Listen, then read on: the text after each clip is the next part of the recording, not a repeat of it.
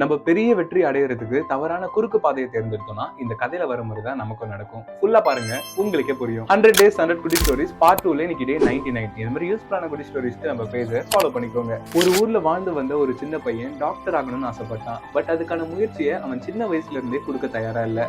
அப்படியே வருடங்களும் கிடக்குது. என்னதான் அவருக்கு மெடிக்கல் நாலேஜ் கொஞ்சம் கம்மியா இருந்தாலும் அவங்க அப்பா கிட்ட உள்ள பணத்தின் மூலமா ஒருத்தருக்கு நிறைய லஞ்சம் கொடுத்து அவர் நினைச்ச மாதிரி டாக்டரும் ஆகுறாரு.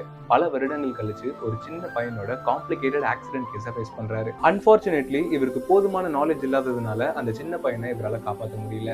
இந்த விஷயத்த வருத்தத்தோட அந்த பையனோட அப்பா கிட்ட சொல்லலாம்னு போகும்போது அங்க அவர் பார்த்தது யார் தெரியுமா? இவர் டாக்டர் ஆகிறதுக்கு யார்கிட்ட லஞ்சம் கொடுத்தாரோ அந்த நபரோட பையனை தான் இன்னைக்கு இவரால காப்பாற்ற முடியாம போயிடுச்சு.